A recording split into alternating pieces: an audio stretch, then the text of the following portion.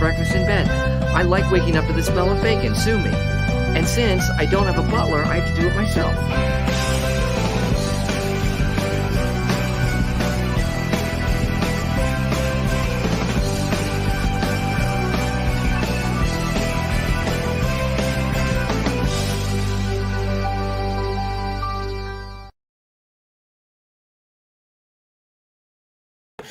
All right, ladies and gentlemen. Yeah, I'm the Oscinator, and welcome back to the channel. This is not going to be a very long stream. I'm planning to maybe go 20, 30 minutes for this.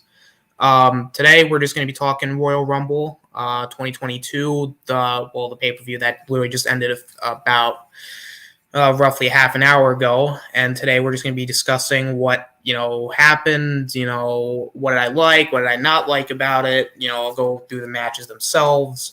I'm gonna go maybe more in depth on Monday with good old wrestling, but today I'm just reviewing the show straight. That's all I'm doing. And if you want my initial thoughts, the show wasn't very good. It wasn't the worst show I've ever seen, but I will tell you this though, it had one of the worst Rumble matches I've ever watched live. Because granted, I know the 2014 and 2015 one are worse, and I'll give you that, but unfortunately, the 2022 Men's Rumble was easily the worst one I've actually seen live on pay-per-view. Very underwhelming. A lot of this show was very underwhelming. There was only one match that really stood out. An ending to a match that was great, but the match itself was disappointing. And just overall, not a lot of great stuff with the Royal Rumble 2022. I really wanted to like this pay-per-view, especially with some of the matches and like some of the stuff that they had going for it. And I was really hoping the Men's Rumble and the Women's Rumbles would be able to be like really good.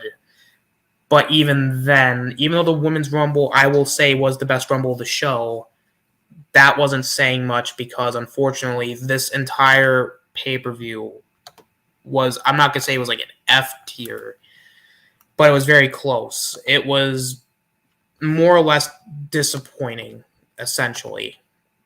And I'll talk about that one, and I'll go more in depth with it. I'm not going to go like too in depth with the matches. I'm just going to talk about some of the key highlights with this show. Is it good? Is it bad? We'll figure that out.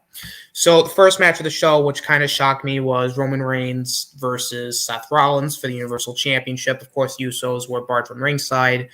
Now, my biggest concern going into it was, is Roman going to drop the title? Is he not? Is Rollins going to win? It's like, that was really the only match that had at least some decent build-up, and you knew going into it that Roman and Seth can work well together. They have great chemistry, so I knew this match was going to be great. So Roman came out first, and Roman got a decent pop from the St. Louis crowd. And then next thing you know, you heard the Shield music play, and Seth Rollins is coming out in his Shield garb, and he's coming out, with the Shield entrance as well. I'm like, holy shit, that was actually pretty cool. I thought that was probably the only really cool non-match moment of the night, to be quite honest with you. So you do the introductions, and of course Seth has Roman's number at every turn. Seth's dominating the first portion of the matchup, and of course Roman comes back, and Roman hits a drive-by, goes for the Superman punch, and then Rollins ends up hitting the powerbomb through the table. And Rollins has just been dominant the entire time. Roman was trying to mount some offense, but Rollins kept cutting him off at every turn. He had the forearms to the back of the head and to the face. Everything Roman had, Seth basically had an answer for it. Seth basically was kicking the living crap out of him, hit the buckle bomb, and one of easily the best spot of the night was Rollins did the two forearms, to his head and then to the back of the head. Then he hit the buckle bomb, then the curb stomp, and I'm like, oh my god, he's gonna drop the belt, isn't he? And then Reigns kicked out. And then Roman, I think Roman hit a spear on the floor. He then started him out a comeback, hit a couple power bombs, and Rollins is laughing at him because, again, this entire feud, Rollins has basically just laughed at Roman, has disrespected him, and Roman basically kicked the shit out of Seth, and then Roman went for another spear, after he hit the spear on the outside. Rollins countered with a pedigree because he does now the pedigree into the out of the spear shtick. So he hit that. Rollins ends up. That was another spot that, again, I think that was done really well. The crowd was like, holy shit, that. And then the crowd was like, all right, now they're into it fully. Roman hits the spear again, and then Seth's basically laughing at him, saying, I still love you. And, he puts up the fist for the shield fist bump, and Roman gets pissed. It, beats the shit out of him, puts in the guillotine. And then, of course, he keeps the guillotine locked in and leads to the disqualification, which, honestly, I'm okay with the finish. I know a lot of people this finish was crap. Because they wanted a full-on straight finish, which... Granted, I agree. I think at this point I would have rather Roman just go over. But I understand they were trying to protect Seth. And because I don't know what they're doing with Seth for Mania, so they're probably trying to build up Seth. I'm guessing for a WWE title match, or at least some big program going into Mania. So I get that they're maybe trying to keep Seth not losing clean to Roman. Although at this point, it probably would have made more sense for Roman to win anyway.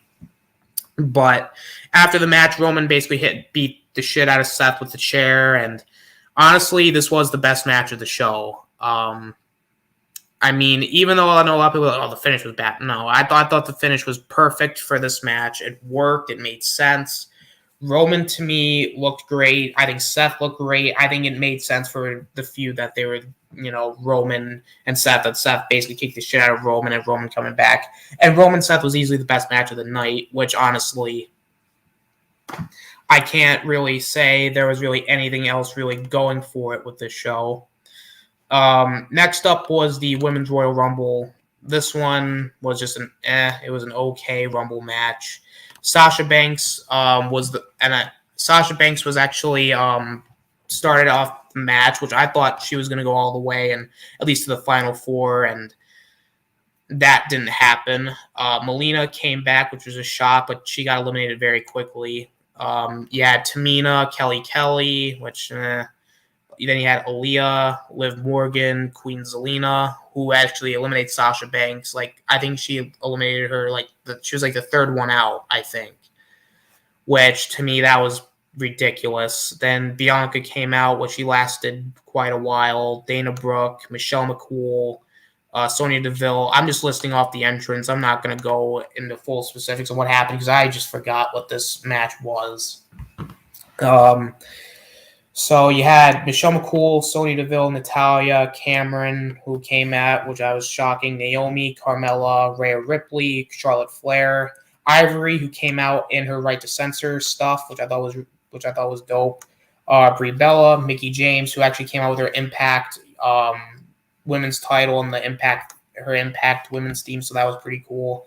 Alicia Fox, that was a cool return. Nikki ASH, which was Summer Rae, interesting. Nikki Bella, Sarah Logan, Lita, Molly Holly, Shotzi, Shayna Baszler, and of course the winner, Ronda Rousey.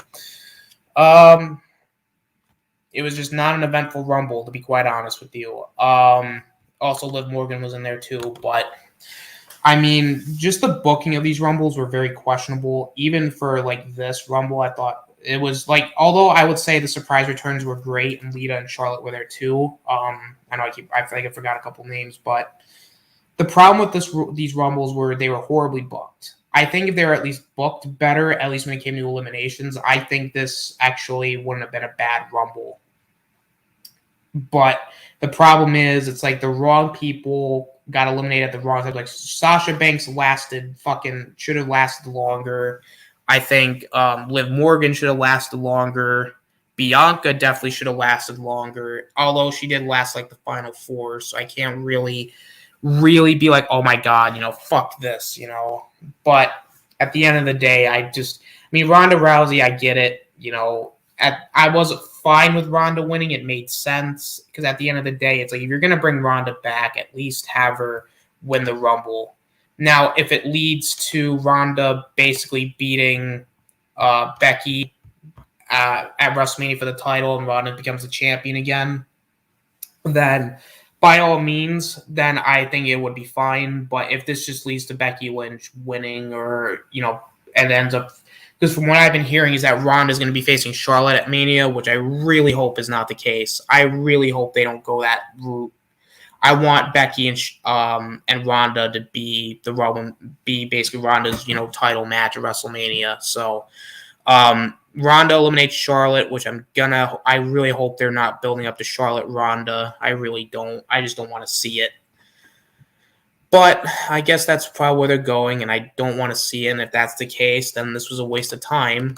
Because I'm guessing the two women's matches I'm going to predict already is going to be Becky, Bianca, and of course Ronda Charlotte, even though it should really be Ronda versus Becky. But who knows? We'll see how things kind of lead in. But Ronda wins the Rumble, and yeah, it was probably the best Rumble out of the two Rumble matches. But like I said, it's not really saying much because both really weren't that good in general. Next up, we had Becky Lynch Doudrop for the Raw Women's title. Honestly, this match was so forgettable. I don't really remember what really happened. I think it was it was 13 minutes and went on too long. Doudrop tried to hit a cannonball on Becky, where Becky was sitting up near the steps, but Doudrop ends up hitting her ass on the steps, and of course Becky, being the heel, she gets control, and then Doudrop comes back, I think she hit the cannonball, and then she hit a Rikishi driver, which I thought that was really cool, but she didn't win, and she tried to go up to the top. Becky, I think at one point in the match, had the disarmer on her, and she hits the manhandle slam off the top rope to beat Doudrop. It was just a nothing match. I mean, it wasn't bad, but it was just so forgettable. I didn't really care. It was just not that great. I mean, it just didn't work for me, at least for me, it didn't work. Next up, we have probably my biggest letdown of the show in terms of a match quality. And that was Bobby Lashley, Brock Lesnar for the WWE Championship. The beginning of the match was cool, where they were tying up and, they were trading German suplexes. That was cool. Bobby trying to hit a spear on Brock through the barricade, but Brock countered. I thought that was cool. But the match just turned into the standard Brock Lesnar match of, German suplex. Bobby does end up hitting a couple spears early on in the match, which then, of course, Brock comes back. Bobby ends up putting in the Hurt Lock after countering the F5, but then Brock gets out of it and then hits the ref because he had Bobby at the F5, and of course the ref goes down because Bobby lands on the ref. Roman then comes in, hits a spear on Brock, which then Roman looks to Paul Heyman, and Paul Heyman has the belt, in his hand, the WWE title, and Roman basically tells Paul, "Give me the belt." So I can hit him with it, and Paul, with the ultimate swerve, hits Brock with the title. And then, of course, Paul's revealed to be aligned with Roman Reigns the entire time, and Bobby covers Brock, and Bobby wins back the WWE Championship. Pretty fucking convoluted, if you ask me. It's like you had Big E drop the title only to give Brock Lesnar, only for Brock Lesnar to drop it to Bobby Lashley. At that point, you might as well have just had fucking Big E retain and have Bobby Lashley win it back. This match was so underwhelming for a number of reasons. For a dream match, this should have been better. For a match that, Bobby has basically wanted, this was not good. Other than the finish, this match was very underwhelming. There was a couple of okay segments and spots, but other than that, it was just a not really great match. And at least now, this basically solidifies that Roman Brock's going to be for the Universal title rather than the WWE title, which that was the one thing I was really concerned about going into this show is Roman Reigns going to drop the title, and are they really going to build up the Brock Lesnar Roman Reigns for the WWE title, which I'm glad that they decided to just keep the belt on Roman, because at that point it makes more sense. But other than that, other than an underwhelming match, it's cool to see Bobby Lashley as a champ again, and it is cool to see Paul back with Roman, and at least they're tied. At least this feud now has more story to it. It just, to me, it just felt like it was not really needed. Next up was Edge and Beth versus Beth Phoenix versus The Miz and Maurice in a mixed tag match. Again, it was just an okay match. It wasn't horrible at all. I mean, it was decent. Like, it was better than the women's title match, but it was okay. I mean, Edge, got the shit kicked out, and then Beth came in, then she got the shit kicked out of her, and Beth actually hits a powerbomb on Miz, which I thought was cool when after Edge does like the comeback and stuff, and then Maurice, tries to get involved. She actually hits Beth with her purse at one point, and they try to cheat. Miz hits the Skull Crusher finale, but then Edge kicks out, and then Beth and Edge hit like a double spear on Miz, and then they do like double glam slams the Miz and Maurice, and Edge and Beth win. It was, again, it's another match that I just was like, nah, wasn't really into to begin with, but it was all right. But other than that, the match itself again was just okay. It didn't really affect anything. I hope this is the end of the feud. I mean, don't get me wrong, I like Miz and Edge, but I just, I thought their matches are fine, but they're not like, I think, like I said before, if this was 2016 Miz, this would be great, but this is like 2022 Miz, and this is like after the whole drip stick thing and him becoming a comedy act, so this was just, again, another underwhelming match. And last match, of course, is the Men's Royal Rumble, and this sucked too. This Royal Rumble wasn't very good. It was very underwhelming, if that makes any sense. I'm not going to go in depth again, but I just kind of want to make it known why I didn't like it. You had AJ Styles, who came in first. I think he was like one of the first two guys. And AJ Styles, he's going in, and he's like, I think he and Nakamura start out. Okay, good start. Austin Theory, I think Austin Theory looked good too. Robert Roode came in. He and AJ Styles had their back and forth. Ridge Holland was in there for a bit. Montez Ford, Damian Priest, Sami Zayn, and Johnny Knoxville was probably the most entertaining thing about this match, and that's kind of disappointing. Then he had, of course, Angelo Dawkins. Omos comes in and he eliminated a couple people, and then everybody eliminated him. Ricochet came in, really did nothing. Chad Gable came in, Dominic Mysterio, Happy Corbin, Dolph Ziggler, Sheamus, Rick Boogs, Madcap Moss. Moss, to me, now he has go-away heat because he shouldn't have eliminated AJ. AJ should have lasted until at least Final Four. The Final Four they had for this was fucking ridiculous, but I'll talk about that when we talk about it. Then Drew came out, which was shocking because Drew had the neck thing, but he came back, eliminated both Corbin and Moss. Kevin Owens was another guy who should have been part of the Final Four. Rey Mysterio, Kofi Kingston, who did like a freaking, who was supposed to do his like usual spot where like he hangs on the barricade, but then he ended up, he botched that, so he kind of was like, that looked bad. Then Otis, Big E was another guy that should have lasted at least till the end, but of course, we couldn't have that. Bad Bunny came out, which, Bad Bunny again looked great. Slasher, what's going on, bro? How you doing? Bad Bunny, who looked great again, probably the only other entertaining thing about this damn Rumble. Shane McMahon came out, which was a shock, but at the same time, who cares? Randy Orton got a very big pop, because of course St. Louis, it's his hometown. And then you had number 30, which was Brock Lesnar, who, I don't have a problem with Brock winning the Rumble, but this entire Rumble was so underwhelming. It was boring, no real surprise entrances. At least the women's Rumble had that. Like, this Rumble was literally just an underwhelming mess, and I think Brock coming in didn't really help. It was also very predictable, and the Final Four, I shit you not, was Brock Lesnar, Drew McIntyre, Shane McMahon, and Bad Bunny. That was your Final Four of the Men's Royal Rumble. where you look at the Women's Royal Rumble, where the Final Four was Ronda Rousey, Charlotte, Shayna Baszler, and Bianca, I think. Like, both of those don't even really compute. And of course, Brock Lesnar was the Rumble after he and McIntyre. Like, that's the only decent thing about this Rumble was the final two, because it makes sense. Drew McIntyre, Brock Lesnar.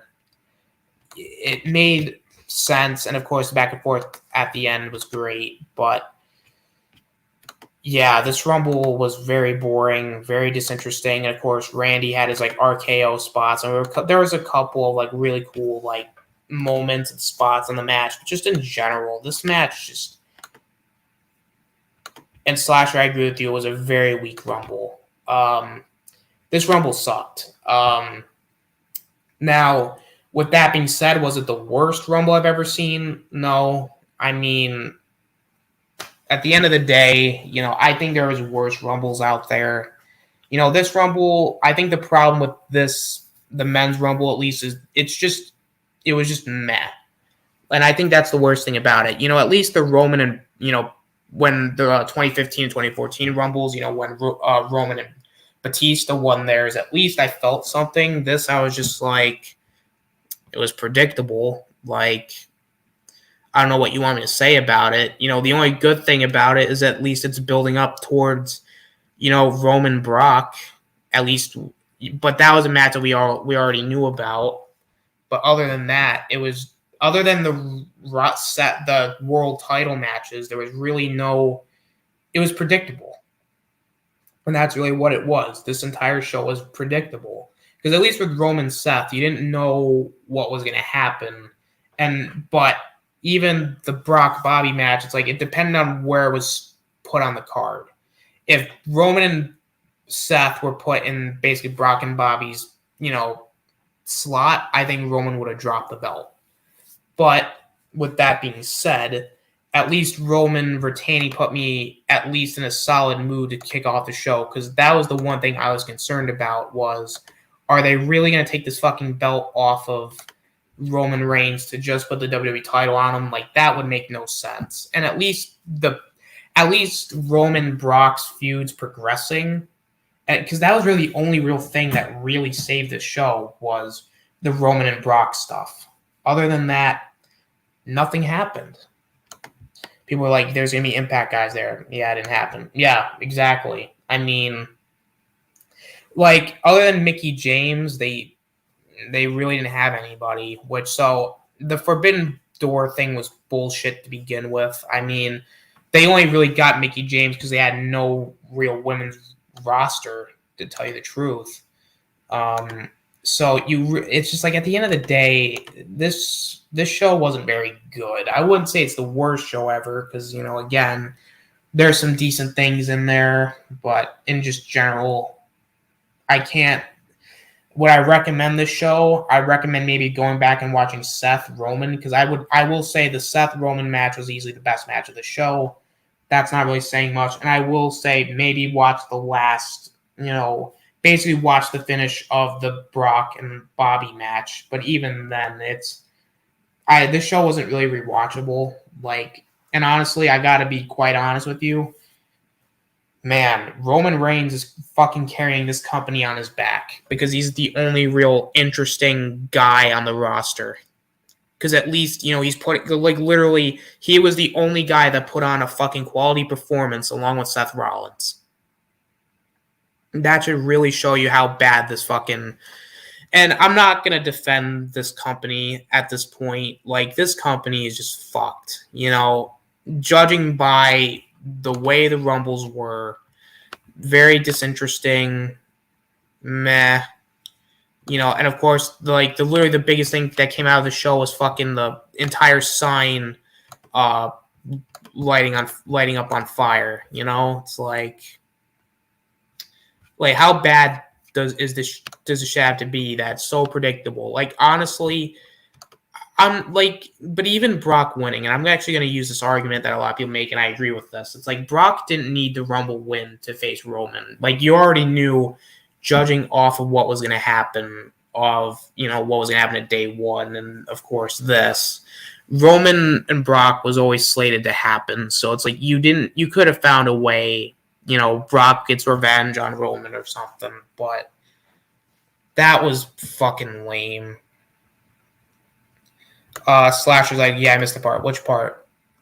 The fight that started? Yeah, I think it happened after, I think, the Becky Lynch thing. But even then, I missed it too because I didn't really watch the Becky Doudrop match, even though it was just okay. I just wasn't paying attention that much. But yeah, other than that, man, thank God they have Roman as their champion, or otherwise they'd be screwed. I mean, in genuine honesty, I would have rathered fucking Roman Brock for both titles at Mania, but I'm okay with just Roman Brock for the Universal title at this point. I'm just glad the title's still on Roman. I'm glad that we're at least they didn't fuck that up, and at least knowing what we know now, Roman's going into it as champ, unless they decide to pull one big fucking switcheroo and Roman is not the champion, but I doubt that. I think Roman's facing Brock at Mania, and Roman's going to Mania as the champion, and I think Roman's going to come out of WrestleMania the champion. So, I mean, as I said, I think it was a couple months ago, don't be surprised if Roman Reigns goes into next year's WrestleMania as the champion, because he will be. At least, unless they have somebody else they have in mind, I mean, honestly, to be quite honest with you, I'd rather it be a triple threat between Roman, Drew, and Brock, but I understand that they probably don't want to do another triple threat match so soon after last year. So, I mean, I get it. So, I mean, I'm fine with Roman, Brock. I mean, I think Roman Brock's going to be good. I think after the last match we got at Crown Jewel, which I thought was great, I think Roman and Brock are going to be good. But just in general, the show isn't great. There's a cool returns in the Women's Rumble, but that was really about it. And, of course, Roman Rollins was good, too. But other than that, it was just okay. It was disappointing. Okay. I don't think it really matters at this point. I just don't recommend it, to be quite honest with you. Other than Roman Seth, meh. That's really all I have to say. It's meh. Yeah. So anyway, guys, that's about it. Slasher's like, I wish they do more with AJ. I agree with that. I really, really do agree with that. Honestly, I honestly, if Brock wasn't in the match, I would have went with AJ as the winner, but of course, I didn't go with that. Yeah, that's about it, guys. Yeah. Other than making a script that's great in the ring. I mean, that's true. I mean, don't get me wrong. I think at this point, AJ doesn't really need a world title because he's done everything at this point. He's at least doing something on TV. But in general, I mean, it was just a very underwhelming show, and I think that's probably about it. With that being said, though, we are going to wrap this up because I got it's late. It's like 1:00 my time, so I want to thank Slasher for coming in and watching. Yeah, that is about it, guys. So thank you guys for watching. This is the Ausinator signing out. Just check me out everywhere, and yeah, that's about it, guys. Thanks for watching. This is the Ausinator signing out. Peace.